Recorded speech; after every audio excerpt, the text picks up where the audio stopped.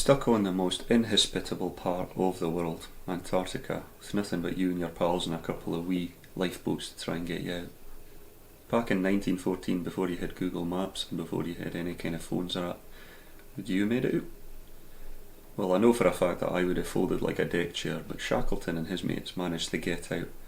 And this is the most incredible survival story that you've ever heard. So sit back, relax, and I'll tell you the whole story with a wee coffee. Now, this is a new series that I'm doing called 40 Tuesdays, where I'm going to talk about a particularly inspiring non-fiction story and then release it on Tuesdays. One that really displays what Stephen Fry calls the most underrated of all human virtues, fortitude, the ability to endure without complaint. And that's something that I see day in day out with a lot of my patients in clinics and a lot of my family and friends, and there's no shortage of inspiration that I gain for that. And this is my favourite example of this. It's a book called Endurance by Alfred Lanzan. Endurance was the boat that Shackleton actually used to get to the Antarctic back in 1914. And if you like that, you'll really love this. This is Shackleton's biography, written by a guy named Roland Hunsford. And that's a belter that goes into a lot more detail, but it's a bit of a chunky one, so I hope you have plenty of spare time and you're a big fan of your reading, if you fancy going into that. So we'll talk a wee bit about Shackleton, who he is, how this particular expedition came about back in 1914 at the start of World War I, and then we'll go into what happened, what went wrong, and then we'll talk about the aftermath of this. So who is Sir Ernest Shackleton? Well, he was a guy that was one of the main characters, along with the likes of Captain Scott, the Discovery, and Roald Amundsen, back in the golden age of Antarctic exploration, is what they used to call it. And that was essentially the race for the South Pole, was the biggest event for this. So his first contribution was when he actually went on the Discovery tour with Captain Scott back in 1901. So they used a boat named the Discovery, and they went away from Scotland, where it was built in Dundee. You can still go and see that actually, it's a lovely tour, and it's a lovely museum in Dundee. And they went all the way down to Antarctica with the goal of trying to get to the South Pole. Unfortunately, they never made it there because of a variety of different issues. But they did manage to do quite a lot of initial observations around about the place and mapping out of Antarctica, which at that point was largely not mapped out. Shackleton then decided in 1907 to go and do his own expedition. He got a wee boat named the Nimrod, and he managed to get within 97 miles of the South Pole with him and his team. They all jumped on their boat, ended up at the South Antarctica, and they walked, but then at the very end they were really stuck for food. They had barely anything left, and at that point it was a case of, right, well, do we carry on and die potentially, or do we turn around? And it takes some colossal balls to say at that point, when you're that close, right, okay, we're going to turn around here after you've been walking for about 600-700 miles. So he was always concerned with the well-being of his crew, and that was one thing that is definitely to be said for his advantage. Some people like Captain Scott, unfortunately, who did eventually die after he made it to the South Pole, he was more concerned with pushing through those barriers and not quite as concerned as Shackleton was with the well-being of his crew. So the race for the South Pole was eventually won by Roald Amundsen, who was the Norwegian explorer in 1911, and he only bet Scott there by a couple of months. The Norwegians were actually excellent at managing to be far more efficient. They used skis, they used dogs, these kind of things. The British, it was very much a do or die attitude. It was very much, we'll push through, we do it the hard way, all this kind of crap. When in essence it would have been far better to be far more efficient and just actually use the skis, use the dogs, get competent and proficient in these things. And as Mr. Hunsford says in his book, when he talks about Shackleton, in essence, they always did it the hard way. They made it hard for themselves, and there was no point in it. He would have been far better off just going the easy route, and none of it was ever going to be easy, but going the efficient route would have been far more effective, and they definitely would have achieved far more as well. So, talking about these three heroes of Antarctic exploration in that age. There's a great quote by a man named Raymond Priestley who says, "For scientific discovery, give me Scott. For speed and efficiency of travel, give me Amundsen. But when you're in a hopeless situation, when you're seeing no way out, get down on your knees and pray for Shackleton."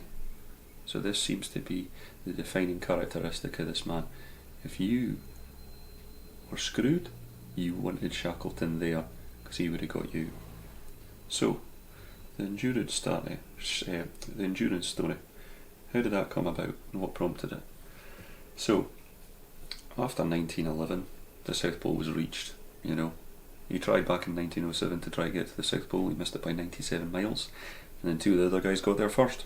Scott, unfortunately, coming back, including him, 5 men died. So then it was a case of, well, what else is there to achieve? So after 1912, he says, well, Antarctica hasn't been crossed by foot. People have got to the South Pole, but they've never got to the other end. So that was the goal of everything here. You want to get from one end of Antarctica and walk right across towards the other end. And obviously in 1912 that was a pretty ambitious project. So there was a lot of planning that was involved, and that included taking 2 ships. One was going to go from one end of Antarctica and hit it from the top, and that's where him and his crew, Shackleton, would land, and then they would go all the way to the South Pole, and then there would have been another boat at the very bottom of Antarctica, and they would have left little rations and little food stores for the team to get along when they were coming towards the other end. Otherwise they would have never been able to have carried enough food in their initial journey to have gotten all the way to the other side. So the crew and boat from the Ross Sea. At this point only 10 people had ever made it to the South Pole, let alone crossed right across. This was essentially double the distance of going to, well, if you're going one way and the other, at least you can leave food stores behind. But at that point, these guys, they didn't have any equipment really. They had poor get up in terms of their jackets, in terms of their footwear, in terms of their dogs and things like that. They had dog sleds, etc. But oftentimes in these olden days, they were so lacking with food after days and days and weeks of marching in this Antarctic areas that when they were coming back, they would really struggle, and they would end up having to, kill off their dogs, unfortunately, and use them as food. So that was pretty dire situations at times. So, when did the expedition start? How did it come about? Well, World War I was just starting, and they actually, a lot of the crew decided, well, no, we don't want to go. This kind of thing. What's the story? Are we going to get permission, etc.? Because at this point, the British Empire needed every single one of the boats that they could actually have for the war effort. But luckily, the Navy and the Admiral at that point, Winston Churchill, funnily enough, said, no, proceed. That was simply the kind of, when Shackleton asked, what do you want us to do? That was the simple message you got back, proceed. So financial support for the actual gig was given by a variety of different people, including James Caird. Once again, another ode to Dundee. There's a Caird Hall in Dundee, which is a decent music venue where they do a lot of graduations. But that man was a big time businessman, and he funded a lot of it, amongst a lot of other people. And back in this day, that was a challenging thing for Shackleton, was money. A lot of his life was just spent trying to get money for these expeditions. He hated life at home, in essence, let's be honest here. He did not enjoy the general day-to-day life, being with kids, going to work, that kind of thing, sitting at home with family. He found it very monotonous. But then when he went away on these amazing journeys, he became a different man. All of a sudden his eyes would light up. A lot of his crew spoke about the old shacks being back, especially in his later life when he would go away on these massive adventures. So a lot of his time in life was spent at home trying to schmooze people and get them in to actually funding these expeditions so he could go away on them. So essentially he did a lot of these. He promised photographs, pictures, a book and lectures afterwards, and he named the expedition, this endurance expedition, the Imperial Transatlantic Expedition. So very fancy. And he managed to get a 300-ton Norwegian ship, and he called it the Endurance, which was a very appropriate name, as I'm sure you'll find out later in the video. The Aurora was the other ship, and that was the one that was going to come from the bottom and then leave all these wee rations of food for them when they were coming across after the South Pole. So he had 5,000 volunteers that wanted to go in this expedition with him. 5,000, which is absolutely insane considering there was only 27 spaces, 28 crew including Shackleton himself. The advert was tremendous. Let me read this to you. Men wanted for hazardous journey, low wages, bitter cold, long hours of complete darkness, safe return doubtful, honour and recognition in event of success. That's all it said in the newspaper. And 5,000 guys were like, aye, that's for me, mate, definitely. Madness, absolute madness. So 27 men have been chosen for the expedition, and there's a couple of honourable even mentions that I want to give for a couple of the guys that were some of the biggest studs in this crowd. So the first one, second in command, was Frank Wilde. Great guy, and apparently one of the best glue keepers within the whole kind of crowd. He managed to keep everybody together and keep them working as a team. Really affable, really funny, and didn't seem to have any gripes with anyone, and nobody had any with him. Another one, Frank Worsley, who's from New Zealand, and he was actually the captain of the ship that was employed by Shackleton, a really experienced sailor and arguably one of the best navigators of this age. Another one was Tom Cream. He was an Irish seaman who was just absolutely gritty as anything. There's some books about him and all of the different expeditions that he went on, not only with Scott but Shackleton, and we definitely displayed his fortitude that I've talked about in abundance. And then one more, Thomas Orderlies, who was the most eccentric of the group. We'll talk about him in detail, but essentially he used to just get slated by the rest of the crowd a lot of the time, but didn't seem to be too deterred by it all most of the time. So Lamson also describes how amongst the 28 gentlemen there was also 70 dogs that they also took that was going to work on sledges, and they were going to take them right across Antarctica.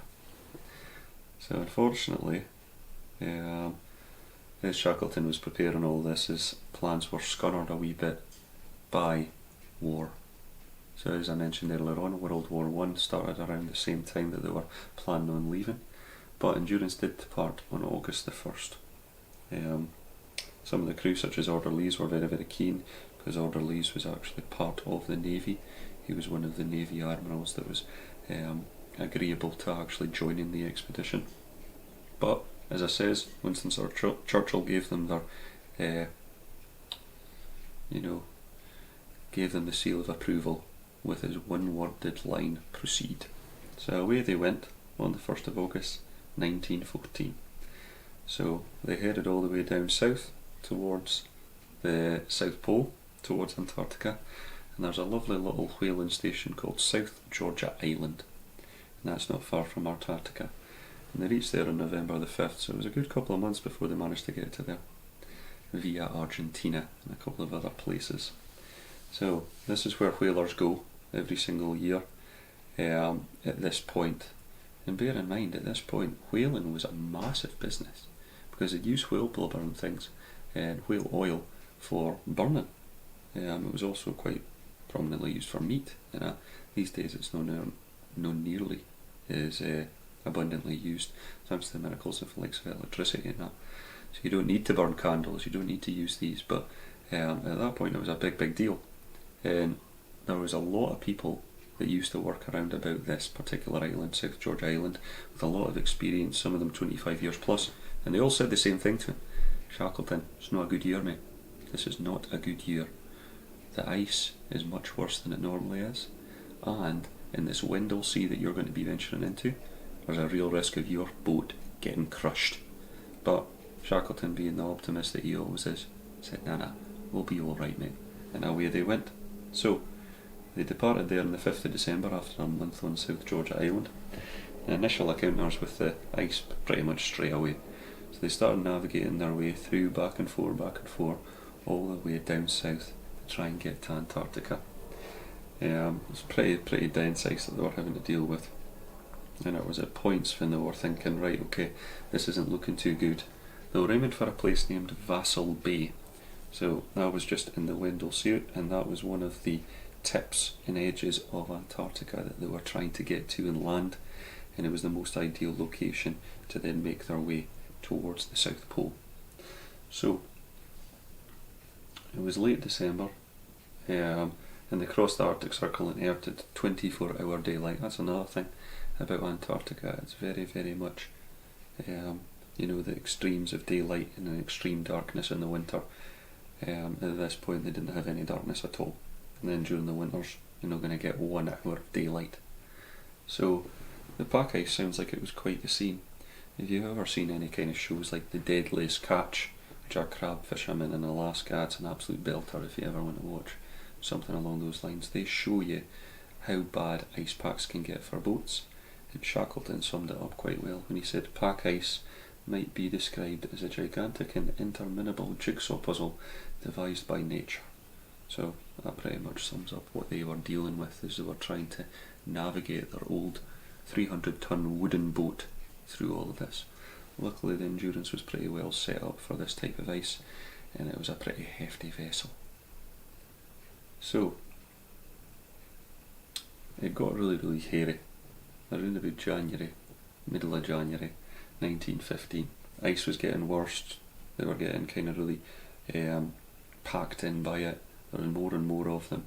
Bear in mind, these floes of ice that go about would be 10, 15, 100 times bigger than the actual ships, some of them. Very, very variable.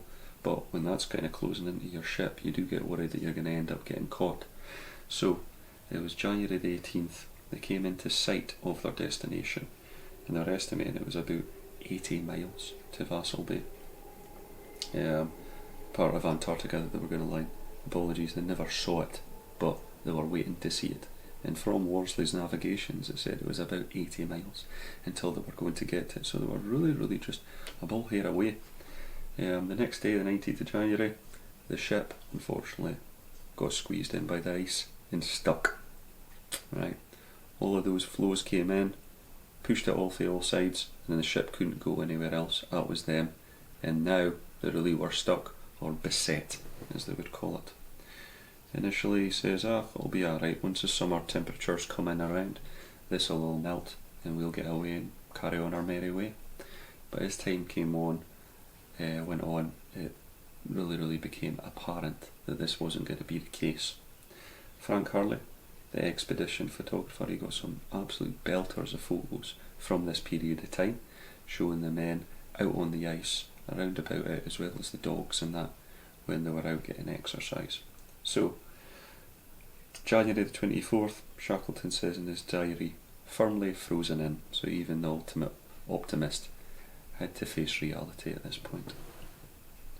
So, they're sitting in this ice, they end up drifting with it, whatever direction it goes in February and March, and then Shackleton says, right, you can only play with the hand you're dealt, so we need to really start carrying on with our routines. We need to make sure that we maintain our physical, mental health, that kind of jazz. So strict rations for certain amounts, or strict meal times, or strict duties for every single one of the 28 gentlemen, and that really created routine. And it seems to be the case that routine is one of the things that really maintains your mental health. Getting up and going to bed at the same time, doing all these different factors, as well as meal times, etc. It seems to be that we are creatures of habit as humans, and Shackleton was pretty aware of that. And he could often, I feel like one of the consistent things that is displayed during all of these stories of him is that a lot of what he did was prophylactic. So essentially he would actually stop something from bad from happening before it happened by setting in motion these types of procedures that would be really, really useful to maintain and offset the likelihood of something going badly. Now I will talk a wee bit about some of the issues that presented itself during the expedition, but considering what these guys went through, it is obscene that there wasn't more conflict and more issues than there was, and that's largely down to the leadership of this guy. So, as well as their routines for maintaining their health, there was a guy called Leonard Hussey who had a 5-string banjo, and he would often play tunes and that would keep the spirits up to a certain degree. But, there was a wee bit of complaints in some of the expedition members' diaries about hearing the same 9 songs on repeat, which over a couple of months it would get a bit grating, wouldn't it? The ship was an absolute haven for them. It was minus 34 degrees Celsius outside. If you're in the States, minus 40, minus 30 Fahrenheit. So I suppose you could say it was a bit chilly, you know. So the ship was their home, that was their haven, that was the one place where they could get respite from the conditions in the weather. So as time went on, Shackleton had to admit defeat. He wasn't going to get even to Antarctica, let alone get to the South Pole, let alone get across towards the other side of Antarctica. The expedition and all of its goals, gone, give up, that's it. Now it's about surviving, it's about getting home. How do we get these guys home? So they're still waiting for this ice to thaw, they're still waiting for this boat to evaporate out of it. It's no happening. They keep on drifting and drifting further away from their goal, and to make things worse, the actual ice is squeezing and squeezing and squeezing this boat as if it's a lime in a gin and tonic. It's really getting all the juice out of it. Right? They start hearing the creaking and cracking of their boat. This is their haven, as I said before. It's July at this point. They've been beset for about 6 months. Right? We're now in the Antarctic winter. Right? It's 24 hours a day darkness, and it's nearly 6 months, as I says. The psychological impact of these guys seeing their home, their haven, squeezing in cannot be understated, as well as the challenges that they were facing with the temperatures. Right.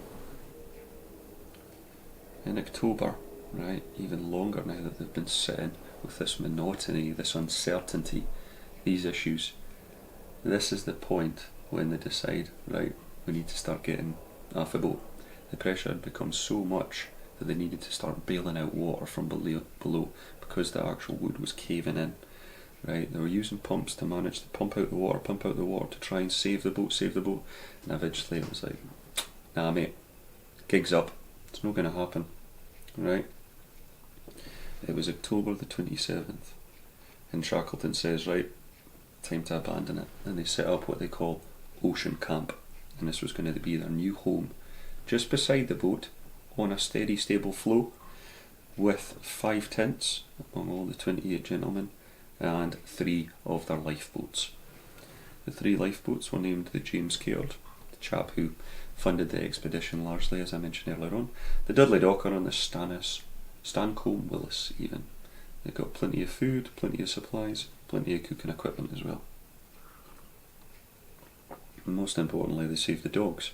70 dogs at this point might be crucial for actually getting back and forth, and let's be honest, they're pretty good for your mental health and that as well, aren't you? Who doesn't like a dog?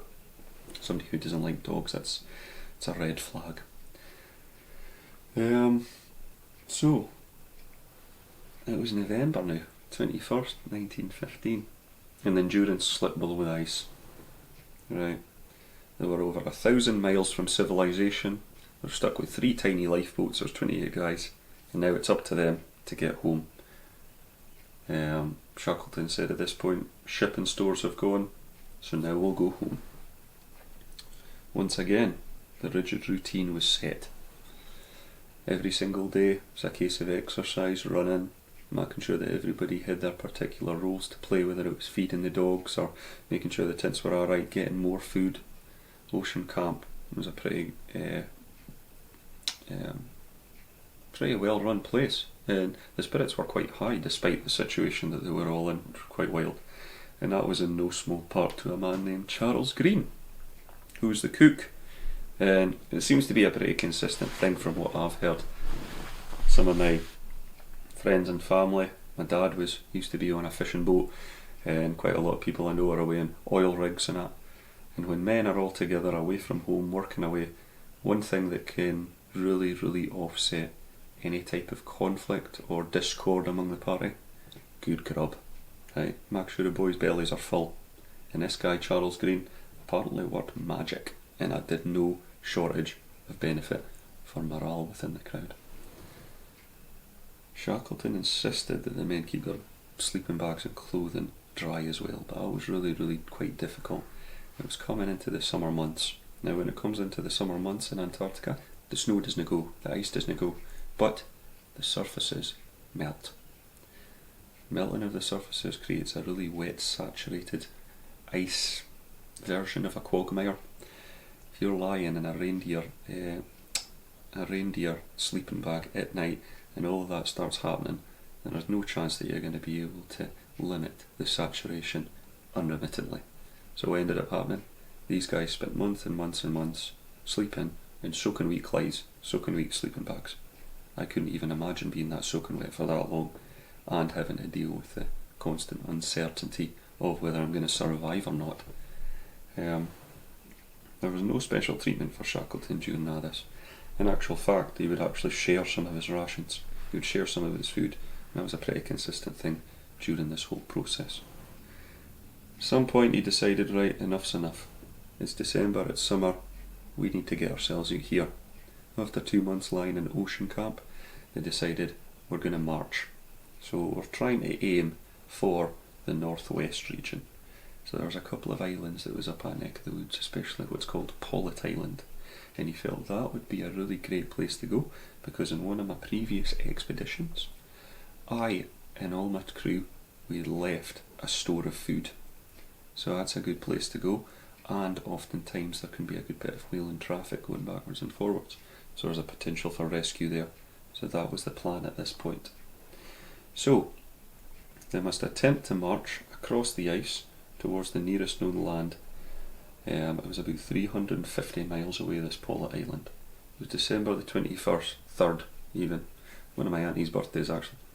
2 days before Christmas, and they began their march in this snow, ridiculously deep snow, with 3 massive lifeboats, and they're going to have to pull along the snow because the dogs couldn't do that. So it was all up to them. So they decided to start pulling, and after 3 days of unremittent pulling, which could probably be arguably stated as the worst Christmas in history for some of those guys, they decided, well, we've only managed 3 miles out of the 350. I think that's enough, pal. And just steady on for there, there's no point. So Shackleton says, right, let's just save our energy, let's just chill out here, and we'll let the ice do its work. So as the ice floes that they were all sitting on decided to start moving, they went with it, right? But you're at the mercy of nature in that situation, it's not really up to you. So that's one of the issues with that. So, having decided marching was futile, they set up what's called Patience Camp. This is in December 1915, and this went on until April. So this was another 4 months of monotony, sitting in saturated soaking wheat, reindeer sleeping bags, absolutely freezing, howling gales, and just all your different guys, his company, as well as your dogs. Luckily they still had the dogs. So after several months, their actual kind of ice floe was gradually shrinking and shrinking and shrinking. There was a bit at this point, as they were going out hunting, they were still doing other things like this, that there was a great story about our man Orderlies that I told you about, the most eccentric guy. So he would often go away on his wee trips by himself. He was the only particularly competent skier amongst the whole party. Very, very good at that. So he would often go and do his own thing. He would often head on out, away skiing, away here and there. And at this point he was away on a hunting expedition, but as he was coming back, he was met by this massive, what he called, all he could kind of describe as a dinosaur that jumped out of the water in front of him and started bouncing across the ice towards him. It was a 12-foot massive thing with teeth like razors, and it was a leopard seal. So Orderlies, panicking with it, decided that he would start running away the other direction, and as it was flopping away across the ice after him, it decided, right, I'm not going to catch up with him. So the massive dinosaur jumped back into the water, and then Orderlies, thinking that that was it, I've done, I've managed to escape with my life. Apparently, as he was coming across to the other side of the ice floe, the massive leopard seal decided to jump out the other way and start coming after him again. Right? Which obviously prompted a fair bit of panic from him for the second time. So he starts running the opposite direction, shouting for wild, wild. Obviously the seal had tracked him from under the ice and had jumped up the other side. Must have been pretty hungry at this point if it was going for a guy, because it's no easy prey, a man, I think, even with a 12-foot long leopard seal. Luckily, Frank Wilde managed to hear him, pulled out his rifle, and managed to shoot the leopard seal a couple of times, killing it before it managed to kill Odalise. So, that was quite lucky, because it gave them no shortage of meat for the time being, plenty of blubber for lighting the fires, and also, Odalise got to keep the skull of the leopard seal as a memento of that lovely occasion. It doesn't say in the books whether he actually managed to take that all home. I'm not quite sure. Be pretty cool to have up on your mantelpiece though. Be a good story if you were ever having a dinner party. Anyway, after that, Odalise was banned for hunting again, by himself. So their situation is getting desperate at this point. The ice flow's breaking apart, it's getting smaller and smaller with this summer that's happened, so there's a lot more sun, there's a lot more heat. It's causing it to, create a loss of habitat, and there's less and less food going about as well. The penguins that they were relying on and seals are drying up, they've migrated wherever else and aren't showing face quite so much.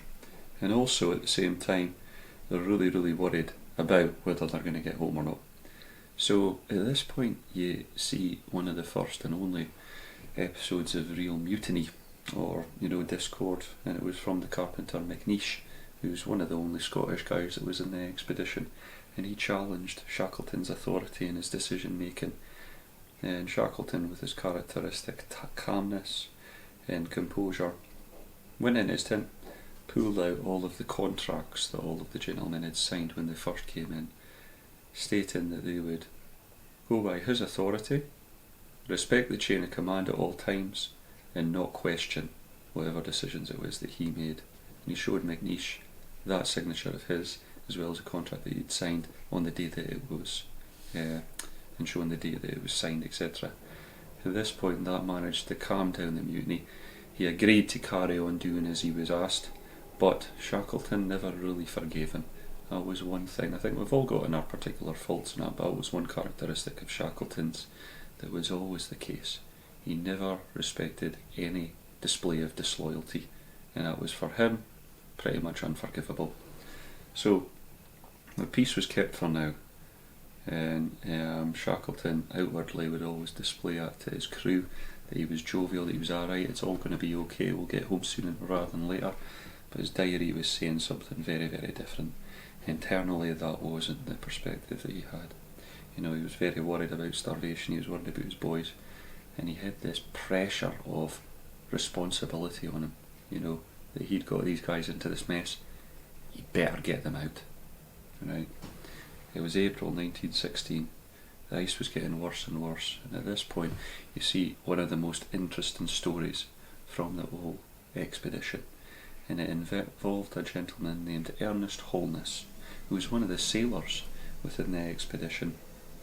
And it was night time, and Shackleton at this point for some reason just had one of those gut feelings, something's just no right. So he's pacing around about the smalling and shrinking ice floe in the middle of the night as all his crew are sleeping, and then all of a sudden he hears a crack and the ice floe breaks right in the middle, causing one of the tents to end up being essentially on the edge of the crack. One of the gentlemen that was in one of the tents fell in between this ice floe in terms of the two cracks. Everybody obviously panicked, wakes up, heard the splash, etc., and Shackleton sprints over towards the scene, and he just sees down there one black sleeping bag floating in between these now two smaller ice floes. He reaches his hand in, pulls the guy out, sounds by all accounts from the actual stories almost like some kind of Marvel film, like you're listening to Captain America doing one of his heroic deeds. Pulls the guy out, and at that point the two ice floes clank together, right? If it had just been a second later, then that guy, Ernest Holness, who was in that sleeping bag, he would have been mincemeat, right? Shackleton would have lost a man, which was his main fear during this whole process. So Ernest, obviously shaken, soaking, ends up getting up, and unfortunately, because there was no other clothes to change into, they were stuck with what they had for the rest of the night. The poor guy had to just do rounds and rounds around about the whole ice floe to stay dry, because it was too cold to take his clothes off. There wasn't any towels or anything to do with that, So you just had to stay in his soaking wet clothes and just do rounds. And the guys would take turns spending an hour with him to exercise with him. And he spent his whole night trying to survive and stay warm. Honestly, it's just horrible, the situation that these guys went through. It's unbelievable. So, obviously with things like this, Shackleton's going, right, this isn't going to work. We're going to need to change things up. We're going to need to launch these boats at some point. But you saw what happened with the Endurance. It was a boat that was miles bigger than these tiny lifeboats that they have now. If you stick that boat into the water and these ice floes crush them, then they're not going to last 2 seconds. So, it's a big decision when exactly to launch these boats and try and get towards Paulet Island. At this point, they'd actually managed to go a fair distance towards it, a good couple of 100 miles, so they're not 350 miles away anymore. And it was on the 9th of April 1916 that he says, right, enough's enough, launch your boats. So all of the guys pile into these little 3 lifeboats, stick them into the ocean, and away they go. And so begins a 6-day horrific journey at sea for these gents. Right. So each of the boats, 8 men or so, plus all the supplies, bogged down like crazy, and all the guys are really suffering during this time trying to get towards Paulet Island. Because of the currents, because of where they're at that point, because of the challenges with trying to actually figure out where you are on the map that Frank Worsley was responsible for. When a boat's going like that the whole time, it's difficult to try and get yourself a navigational sighting of the sun or the stars using his sextant. So this is pretty much a disastrous situation. They ended up trying to sleep at some points, pulling up onto ice floes, but they were too small, attaching 2 ice floes with the small boats, but that wasn't really going to work either because it was just cracking against the ice. So they ended up just spending most of the time at sea, barely any sleep, frostbitten. They actually ended up nearly running out of water as they were trying to get to where it was that they were going. Right. So all of these are kind of causing an issue. They ended up, after a wee while on the water, deciding Paulet Island, their original kind of goal, not going to happen. So they ended up having to change course to a place quite a bit east called Elephant Island. Not very much known about it at this point in 1915, but what is it, 19? Sorry, 1916. Gee whiz, they'd been away for a while, had they? So it's 1916 at this point, and there wasn't very much known about it, but they did know that it was pretty inhospitable kind of land, but land's better than nothing at this point, right? So, it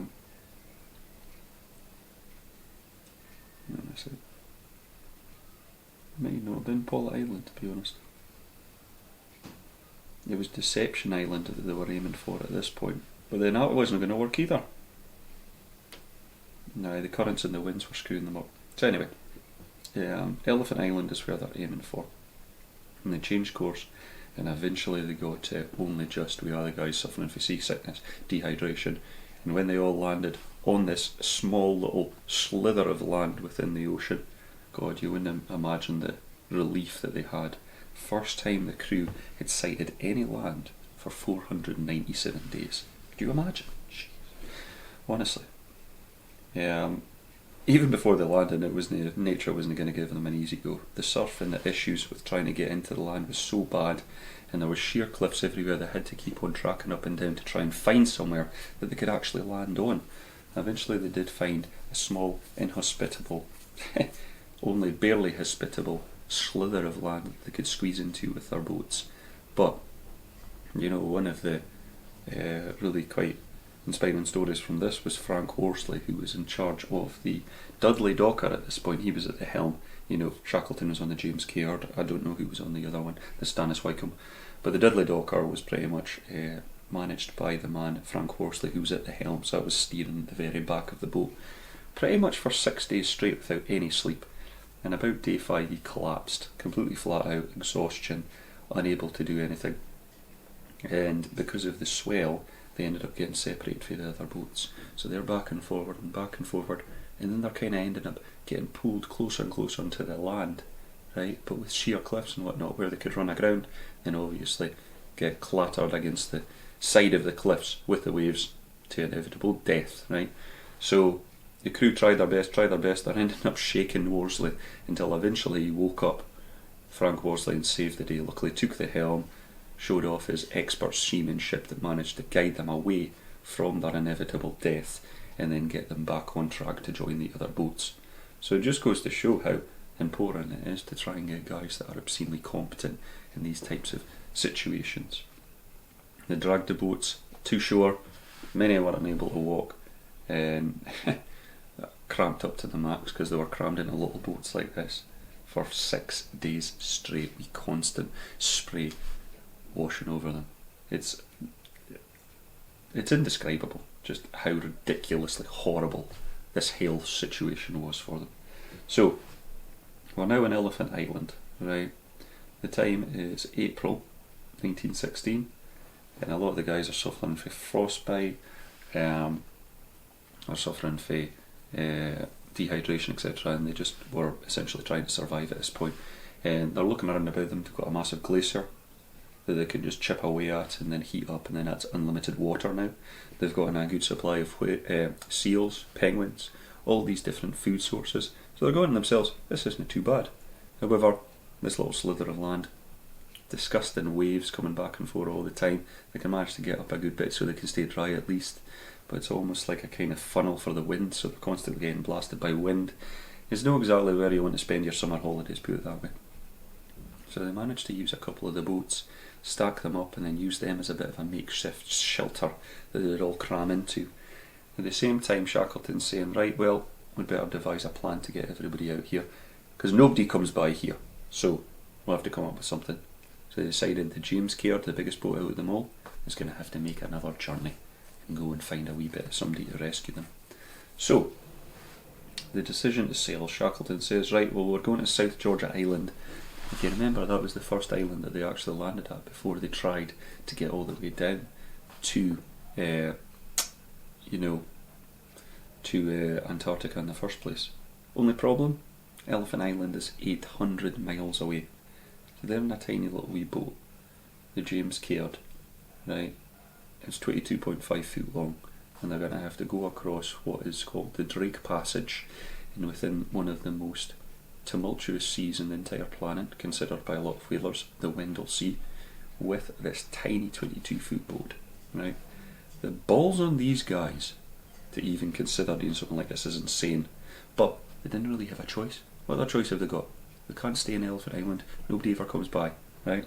So they decided that's it, we need to go. So there's 5 men that were decided to do it. Obviously Frank Worsley, unbelievable sailor, incredible navigation. Tom Crean, one of the kind of most strongest members of the crew. McNeish, who was the guy who actually had a bit of an issue with Shackleton earlier, but he was a carpenter, so he was unbelievably useful and competent with that. And John Vincent and Timothy McCarthy, who were 2 sailors, who were decided by Shackleton that would be quite useful with this ridiculous journey. So Frank Wilde, the really, really good guy that everybody loved, good guy, very good guy, he was left in charge of the whole area on Elephant Island to try and keep the peace, and that was his role. So off they go on their wee voyage, right, in their tiny little 22.5 foot boat. Minimal supplies, just enough for a month. That'll get them across to South Georgia Island, where they can speak to the whalers, who can then come back and then pick all the guys up, right? April 24th, 1916. Away they go. Right, obviously, when you've just got a sextant and a tiny boat in the most tumultuous sea like this, trying to navigate your way is pretty tough. The waves that they had to experience were so high, and considering it was such a small boat, this was just constant, ridiculous up and down, up and down, up and down. Like anything that you couldn't believe. I mean, I get seasick just watching some shows to do with boats and stuff. My father having been a previous fisherman, it's kind of bizarre that I never managed to get those genetics. It was clearly from my mother's side that I got them. But I was just sick reading about this, to be honest, what these guys had to deal with. The boat was constantly swamped. It was constantly in danger of getting filled up. There was one really, really hairy moment where they were all stuck and fell asleep at the same time without anybody being on watch. And when they woke up, they were veering so far back and forward, they realised that because of the cold and because of the spray of the water, all of it had turned to ice, and their boat was so top heavy at the front that they were in danger of actually sinking, right? It was pretty much a couple of minutes away from being a really, really hairy moment. So emergency, everybody with their chisels, bashing off all the ice to try and de-weight them to a certain degree, at the same time bailing out as much water as they could. Right. Shackleton barely ever slept. Vincent and McNeish, they really developed heart problems and other issues, and they all had saltwater boils and dehydration as well. Vincent especially ended up just becoming pretty much incapacitated and useless to the whole crowd, probably just for trauma and fear. Ken, from what you can gather from the books, it sounds like the guy was just shocked. It's almost like that Harry Potter 2 when people are paralysed when they see the basilisk, you know, that kind of way. Sounds very much like that guy just ended up being pushed over the edge with some of the storms that they had to deal with. So eventually they came to South Georgia Island, and you think, beauty, that's it. No so much. It gets worse. Brilliant. So they rock up, but it turns out with the tides and the other issues, well, first of all, it's a miracle that they got to South Georgia Island. It's a tiny little wee slither in the middle of a vast ocean, and the currents are going that way towards it. Now imagine this tiny boat. If they just managed to miss it by a degree or two, then they end up going that way and then they're away out to sea. And they've only got a month's rations. They don't have enough water. If that had been the case, that's it. Game's a bogey. But that never happened. Thanks to the big man, Frank Worsley. Big unsung hero of this trek, by the way. Frank Worsley, what a guy. So he managed to navigate them just right so that they managed to see South Georgia Island, which was an obscene miracle when you think about it. So they managed to see the island, they managed to get in, and they go, right, okay, well, we need to get around, but the currents force them from actually getting round to the other side where all the whaling stations are. So they go, well, we're going to die of dehydration here, we're going to have to land somewhere. So eventually they find it, a little slither of land that they managed to get to, a small little opening amongst all the cliffs. Once again, that's not easy. Ken, they're ending up being pushed this way and that, manage to get in eventually, and they'll fall to their knees, find a stream of fresh water, and start lapping it up like you wouldn't believe. These 6 guys have survived. They've survived an 800-mile trek in a tiny 22-foot boat across the Drake Passage in the Wendell Sea. It's unbelievable, really. They set up what they call Peggotty Camp. I don't know why it's called Peggotty Camp, but I don't even know if I'm saying that right. So anyway, they're in South Georgia Island. 2 of the guys as well, McNeish at this point was pretty kind of incapacitated. He was not as bad as Vincent, but in the same bracket. So those 2 guys and the other sailor, they end up staying there. Whereas Ernest Shackleton, Frank Worsley, and the big man Tom Crean, 3 of them now have to get from one side of the island to the other side. Sailing isn't an option. Currents and that make it too tumultuous, so they decide to trek across it. Right. They have pretty much no equipment. They have screws from the Jane Care that they managed to put on their boots, so that works as some sort of ice shoes. They have a crude rope with a hemp line, a carpenter's adze as an improvised pickaxe. I don't really know what that is, but I imagine it's just a wee axe. And 3 days rations with a little stove. So away they go, trekking in what can be described as one of the most horrific hikes you could possibly imagine. They're up and down these glaciers, they're climbing up and down these different spots. They're going down one way but end up realising that they're navigating the wrong direction. They have to go against the way because they end up on sheer cliffs and there's nowhere else to go. It's honestly like, could you get any worse? At this point you're just wanting it to end. So away they go, and eventually, after 36 hours continually walking 32 miles across this ridiculously inhospitable land of South Georgia Island, they manage to get to the other side of it. And they hear the whistles of Stromness whaling station on May the 20th. Yep. Apparently, as they walked into the area, the Norwegian sailors that they'd initially met when they first came and made friends with didn't recognise them. They thought they were all dead. Back home in Britain and the rest of the world, the Shackleton expedition's done. We're never going to see any of those guys again. And apparently, as they walked in and he met the head of the sailing community at that point, and he realised this is Ernest Shackleton, the whaler actually broke down in tears because he thought his pal was dead, but he wasn't. He was standing right in front of him. It's an amazing story. They managed to get all the way there. Apparently they scared a couple of kids on the way in as well with their blackened faces from all the fire from blubbers, and also their massive big beards and other. It looked proper Tom Hanks on the film Castaway, you know, just lacking a little Wilson volleyball, that's all it is. So, here they are. Now it's time to get the rescue missions sorted and get all the rest of the guys back. So you'd think that would have been easy, but not so much. Luckily the Chilean government stepped in and they got them a wee boat called the Yelcho, and they managed to go and pick up the guys over the other side of South George Island, and then also they managed to go and get the rest of the guys in Elephant Island. But after just a few months, the currents, the ice, the other issues, it was just never ending, the obstacles that Shackleton had to continually overcome. But after all of this, they reached Elephant Island on August the 30th, 1916. More than 2 years since they went away on their expedition.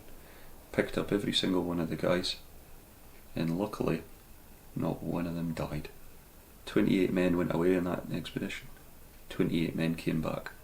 And it is absolutely ridiculous that that was the case after everything they went through.